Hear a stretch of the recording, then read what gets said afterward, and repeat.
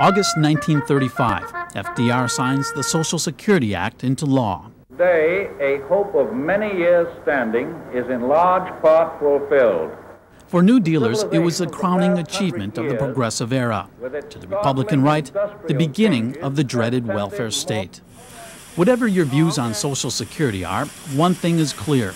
The program is sinking, and sinking fast. By the agency's own estimates, the Social Security Trust Fund will begin running into cash flow problems by the year 2013. And unless something drastic is done to save it, the fund will be completely bankrupt by the year 2030. It is a huge hole in the federal government budget. For politicians, it's a problem seemingly without solution. Raise payroll taxes, and you'll likely be voted out of office. Cut Social Security benefits, and you could end up with a revolt on your hands. Having relied on patches and quick fixes for years, Democrats and Republicans now appear ready to bite the bullet. In recent weeks, both President Clinton and Mr. Dole have signaled their interest in privatization proposals being put forth by the Social Security Advisory Council, a bipartisan panel commissioned by the White House. Younger workers today are making very substantial contributions, substantially more on average in contributions than they can expect to get back from the system in terms of economic value. We're trying to rebalance that so across generations people get a fair rate of return. But even the panel is deeply divided over reform. One thing they all agree on, though, is getting higher returns out of the Social Security investment. To do this, Schieber and other members of the council want to take assets controlled by the trust fund and make them available for investment in private capital markets.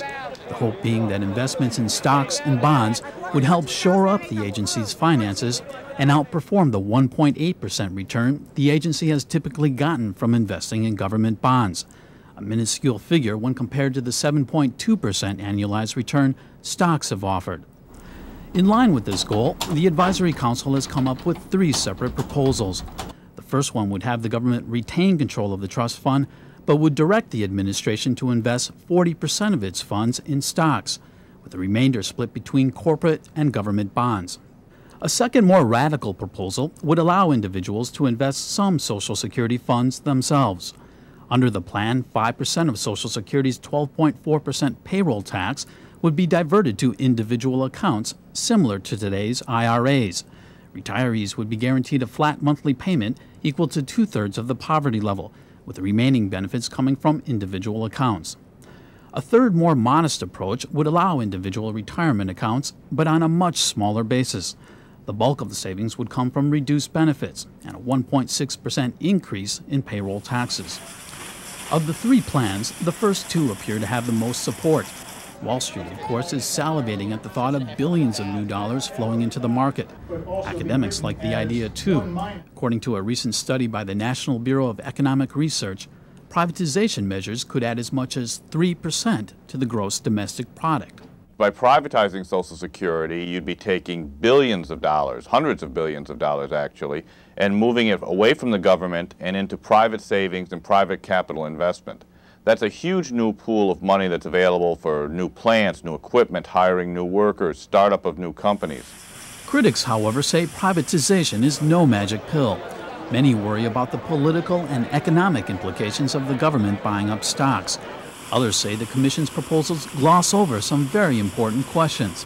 For example, how would the government fund the budget deficit if it no longer has Social Security funds to borrow from? Who would make the investment decisions if the government begins investing its own funds? Politicians? Finally, what happens when the market tanks and the funds aren't there when people need them? Everyone sees the upside and is excited about it. It's a way to finance the overall problem, and it's a way to give people more money. But it doesn't always turn out well. You don't always win. And when you don't win, what will be the public response? Will we say, eat turnips? Or will we say, well, so you didn't do well, now we're going to have a welfare program, and that basically replaces the Social Security problem. If we do that, our current financial problem will look small by comparison. Observers on both sides of the fence say before the debate can go any further, policymakers must first decide if Social Security is going to be a pension plan or a safety net. After that, of course, comes a really tough question. How do you pay for it all? Stephen Sweet, The Wall Street Journal Report.